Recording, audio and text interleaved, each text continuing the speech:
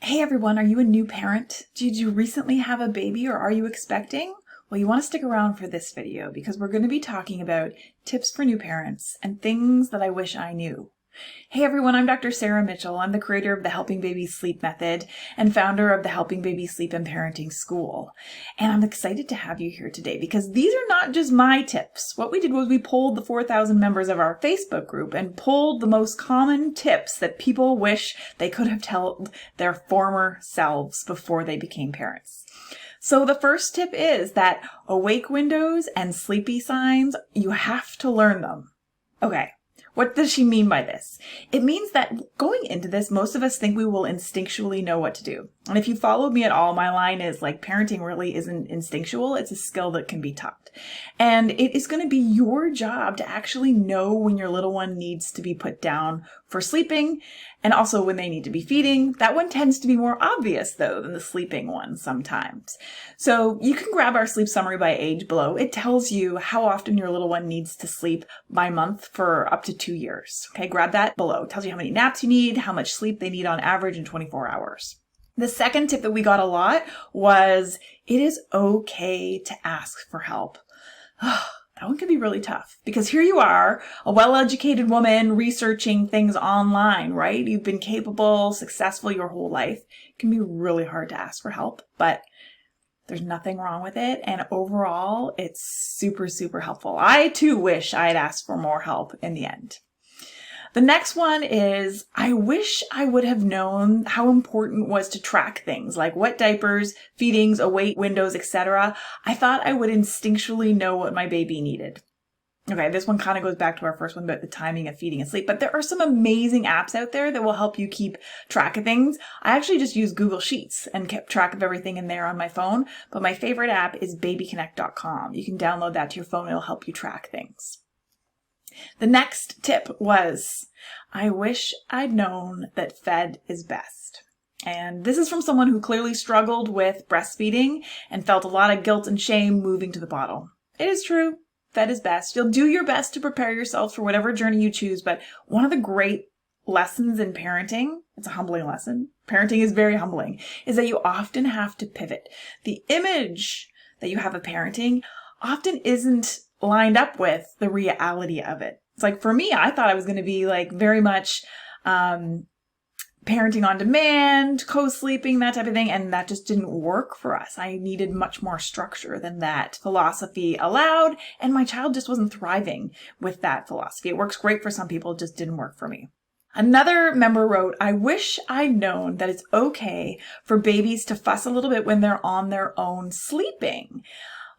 This is a good one too. I remember the aha moment that I had when I realized that I'd actually been pouncing, jumping, wanting to be the best mom that I could to every little noise that he made. And sometimes he wasn't really asleep. If you've read my book, you'll know that, in the newborn stage in REM sleep, babies often grimace, laugh, make noise, grunt, and they're not really awake.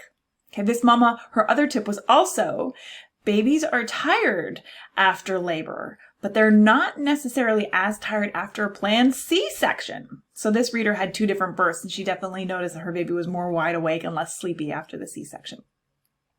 Another member wrote, I wish I'd known about how tired I would actually be and how it's okay to enjoy the journey instead of constantly being stressed and worried.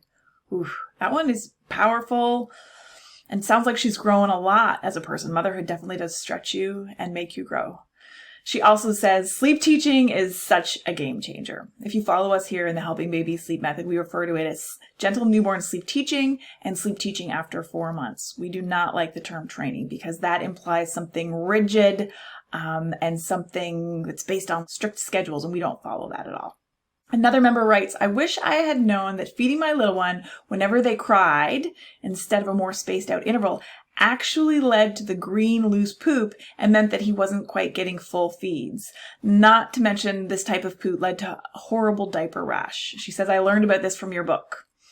Yeah, I did that too. So feeding on demand is super, super important, especially at the beginning to get your supply up. That skin to skin so valuable in getting your supply up. But there may be a time for you where you're realizing that feeding on demand so much is actually putting you into what I call in the book, the snacking cycle. The snacking cycle is when kiddos need to eat frequently, like every 2 hours, and take these short little feeds. And that leads to them snacking 24 hours around the clock, right? The third pillar of the Helping Baby Sleep method is to be an intentional feeder. So if I'm going to bring the baby after a month to the boob or the bottle, I'm going to be doing that intentionally for food rather than to soothe. It doesn't mean that you're not going to soothe your baby every now and again, but the idea is that sleep is a learned habit. And so it imprints as early as, 5 to 10 weeks of age. Okay.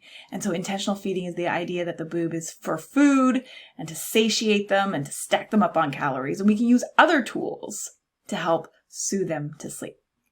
Another reader wrote, I wish I had known that babies cry a lot, mostly because their GI tracts are so immature and they have a lot of gas and discomfort.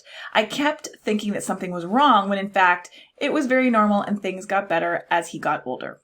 That one's an interesting one. I think this could be true for some people, but I also think there's other reasons babies cry that sometimes people miss. The need to burp, a poor latch, and so the milk is coming awkwardly, and that causes a lot of gas. And yes, things do tend to get better as they get older, but in the moment, I think there's things that we can be investigating to see if we can help at all. And once those investigations have ruled out, yes, their gut flora is just really immature, then we take the pressure off ourselves and the worry and say, okay, this too shall pass. But I do think you need to do those other steps first.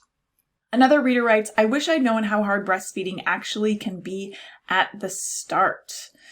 That is very true. I have to say, I remember thinking, oh gosh, this hurts. And all the breastfeeding consultants will say, it shouldn't hurt if you're doing it right. But I think at the beginning, it will hurt a little bit as your nipples get used to that much friction and traction going on. But that should be resolving. That is true. It will hurt at the start, but it will improve. And lastly, I wish I would have realized how hard I am on myself and how that can get in the way of trying new things with baby.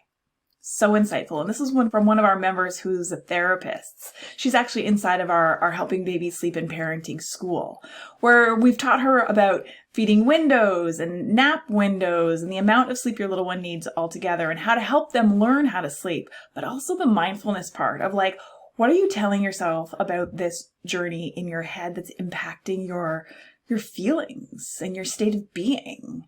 Parenting is hard. We don't need that extra critical voice in our heads. So we also talk about mindfulness inside of Helping Babies Sleep and Parenting School. Tips for new parents. Here's the one big tip for me. Is like we have this image of how it's going to go, and it may not always be that way, and that's okay. You will pivot and figure out what works for you and your family, and that's the most important thing. It's a journey. It's growth. You'll never be the same again, and I wouldn't trade it for anything. If you're looking for another free training from me, you can check out the link below. I have a training about having great sleep and what that looks like. Also, don't forget to hit subscribe to never miss another baby sleep, feeding, and mindfulness tip.